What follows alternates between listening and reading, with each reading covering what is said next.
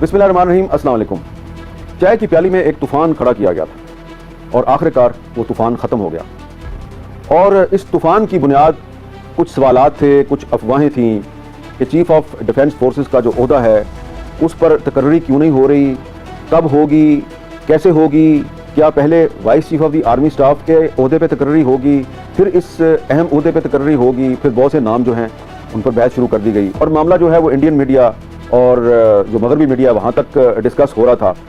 और यकीनन एक बड़ी तशवीशनाक सूरत हाल थी कि पाकिस्तानी फ़ौज जो है उसके मुख्तलिफ जो अफसरान हैं उनकी तस्वीरें दिखा दिखा के एक अजीबोगरीब बहस शुरू हो गई थी। और फिर इस सूरत हाल में इमरान खान की बहन उज़्मा खान की उनके साथ मुलाकात हुई और फिर उज़्मा खान साहबा की जो मुलाकात है उसके बाद इमरान खान साहब का एक्स पे एक लंबा छोटा बयान आ गया। उसमें उन्होंने फील्ड मार्शल आसिम मुनीर को ज़हनी मरीज़ करार दे दिया। तो सूरत हाल मज़ीद गंभीर हो गई क्योंकि एक सिटिंग आर्मी चीफ के खिलाफ जो एक एक्स पे बयान जारी किया गया उस पर इंडियन मीडिया ने फिर एक प्रोपेगेंडा किया। फिर इसके साथ एक और प्रोपेगेंडा भी चल रहा था कि जी इमरान खान साहब जिंदा हैं या जिंदा नहीं हैं और जेल में उनके साथ क्या सलूक हो रहा है। तो ये बहुत से मामला इकट्ठे हो गए।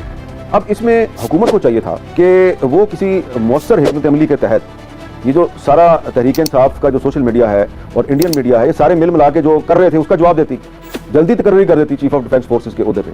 लेकिन इन्होंने भी कुछ ताखीर की। बहरहाल अब वो मामला ख़त्म हो गया। फील्ड मार्शल आसिम मुनीर साहब चीफ ऑफ डिफेंस फोर्सेस के ओहदे पे मुकर्रर हो चुके हैं। उनके साथ साथ फील्ड मार्शल ज़हीर बाबर सिद्धू साहब जो हैं उनकी मुद्दत मुलाज़मत में भी 2 साल की तोसी हो गई है और ये जो चाय की प्याली में तूफ़ान था ख़त्म हो गया। लेकिन अब एक नया मामला सामने आया और वो सामने आया है DGISPR लेफ्टिनेंट जनरल अहमद शरीफ साहब की प्रेस कॉन्फ्रेंस के बाद। उन्होंने अपनी प्रेस कॉन्फ्रेंस में बड़े खुले अंदाज में तहरीक इंसाफ को उन्होंने नेशनल सिक्योरिटी थ्रेट करार दिया है।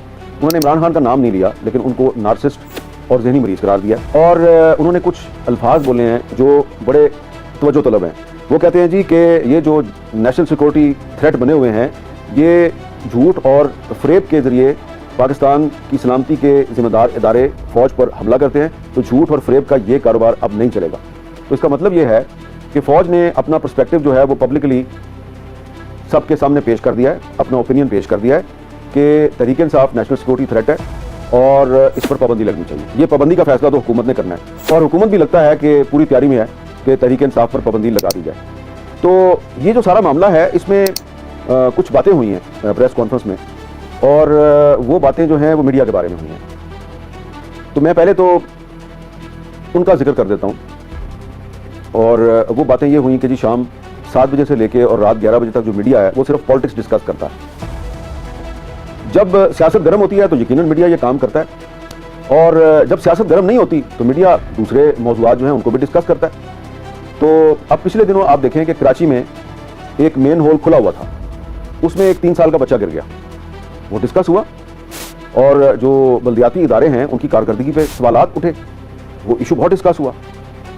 और DGISPR ने कहा पाकिस्तान में कुछ और भी इश्यूज़ हैं उन पर भी तवज्जो दी जानी चाहिए। उन्होंने सही कहा, उन्होंने सैलाब का जिक्र किया, उन्होंने बढ़ती हुई आबादी का जिक्र किया। तो मेरा ख्याल है कि अगर वो मीडिया को मॉनिटर करते हैं तो वो इस हकीकत से इनकार नहीं कर सकते कि हम लोग सैलाब पे सिर्फ प्रोग्राम नहीं करते बल्कि सैलाबज़दा इलाकों में खुद जाकर तो वहाँ के जो मसाइल हैं उनको उजागर करते हैं। सिर्फ मसाइल को उजागर नहीं करते, जो मुतासरा इलाके हैं वहाँ खड़े होकर ये भी बताते हैं कि इधर पानी जो है वो ज़्यादा क्यों आया, पहाड़ टूट कर क्यों गिरा, पूरा जो क्लाइमेट चेंज की वजूहात हैं, ग्लोबल वार्मिंग के जो मसाइल हैं वो सारे हम उनको डिस्कस करते हैं। पॉपुलेशन का मसला भी डिस्कस करते हैं। लेकिन जब 27वीं आईनी तरमीम होगी और उसमें चीफ ऑफ डिफेंस फोर्सेस का ओहदा जो है उसको तख्लीक किया जाएगा तो इस पर बहस होगी। तो जो मीडिया है वो मुआशरे का आईना होता है, जो मुआशरे में हो रहा है हम उसको डिस्कस भी करेंगे। अब आप कह रहे हैं Tehreek Insaf national security threat है, ये आपका एक मौक़िफ़ है, आपने उसकी जो वजूहात हैं वो तफसील से बयान कर दी हैं। लेकिन आप ये भी जानते हैं कि तहरीक इंसाफ एक अहम सूबा जो है उसमें हुकूमत कर रही है, कौमी असम्बली में उसके मेंबर हैं, सेनेट में उसके मेंबर हैं, सूबाई असम्बलियों में उसके मेंबर हैं, वो वहाँ पे बात करते हैं और कोई इतनी थोड़ी तादाद नहीं है उनकी, बहुत बड़ी तादाद है। तो टॉक शोज़ में वो आते हैं और उनका मौक़िफ़ भी सामने आता है। तो हमारे एक सहाफ़ी साथी हैं, उन्होंने सवाल ये किया DGISPR से कि जिन लोगों को आप नेशनल सिक्योरिटी थ्रेट करार दे रहे हैं ये जब शाम 7 से 11 बजे तक टॉक शोज़ में बैठ के अपनी पार्टी का नैरेटिव बयान करते हैं तो क्या ये दुरुस्त करते हैं? तो DGISPR ने कहा मैं आपका पर्दा रखना चाहता था लेकिन अब आपने खुद सवाल कर दिया। तो फिर उन्होंने तनकीद की और कहा जी आप 7 बजे से लेकर रात 11 बजे तक सिर्फ पॉलिटिक्स डिस्कस करते हैं। तो मैं चाह रहा था कि मैं थोड़ा सा इसका जिक्र कर दूं कि हम सिर्फ पॉलिटिक्स डिस्कस नहीं करते, हम और भी बहुत से मौज़ूआत डिस्कस करते हैं। और जब लेबनान पे इसराइल हमला करता है हम वहाँ पे भी चले जाते हैं ہم عراق تک بھی پہنچ جاتے ہیں, ہم چچنیا تک بھی پہنچ جاتے ہیں, ہم فلسطین تک بھی پہنچ جاتے ہیں, اور اپنے ملک میں اگر وزیرستان میں کوئی مسئلہ ہو جائے ہم وہاں پہ بھی چلے جاتے ہیں. سیلاب آ جائے تو ہم منیر سے لے کے اور جلال پور پیر والا تک سیلاب زدہ علاقوں میں بھی جاتے ہیں. اس کی بھی اکنالجمنٹ ہونی چاہیے. تو اب آپ سوچ رہے ہوں گے کہ میں نے یہ بات وہاں پر کیوں نہیں کی. تو وہاں پہ میں نے کوشش کی تھی سوال کرنے کے لیے, میں نے 2-3 دفعہ ہاتھ اٹھایا تھا, لیکن مجھے سوال کرنے کا موقع نہیں ملا. میں نے مناسب سمجھا کہ اس بات کو کلیریفائی کر دیا جائے. ڈی جی ISPR نے یہ کہا کہ انڈیا کے خلاف جنگ میں پاکستان کے میڈیا نے متحد ہو کے جو انڈیا کا جو نیریٹو ہے اس کو غلط قرار دیا, یہ تو انہوں نے اکنالجمنٹ کی. لیکن میں نے ذرا مناسب سمجھا کہ باقی بھی بتا دوں کہ ہم صرف پالیٹکس ڈسکس نہیں کرتے, باقی اور بھی بہت سے موضوعات ہیں, اور ہم آپ کو یہ بھی بتاتے ہیں کہ آپ کے لیے ایک بڑا تھریٹ صرف انڈیا نہیں ہے, آپ کے لیے ایک بڑا تھریٹ اسرائیل بھی ہے, کیونکہ اسرائیل انڈیا کا اتحادی ہے اور پارٹنر ہے, اور اسرائیل کی جو سازشیں ہیں ہم اس کو بھی سامنے لے کے آتے ہیں. اب دوبارہ واپس آ جائیں عمران خان پر اور پاکستان تحریک انصاف پر. تو یہ جو پارٹی ہے یہ نیشنل سیکورٹی تھریٹ کیوں بنی ہے, کیسے بنی ہے, اس کے بارے میں اس پارٹی کے جو مخالفین ہیں ان کا ایک بیانیہ ہے. ابھی تھوڑے دن پہلے سابق وزیر اعظم نواز شریف صاحب جو ہیں انہوں نے یہ ایک اسٹیٹمنٹ دیا کہ عمران خان کو جو لوگ اقتدار میں لے کے آئے ان کا بھی احتساب ہونا چاہیے. تو یہ بات انہوں نے کیوں کی؟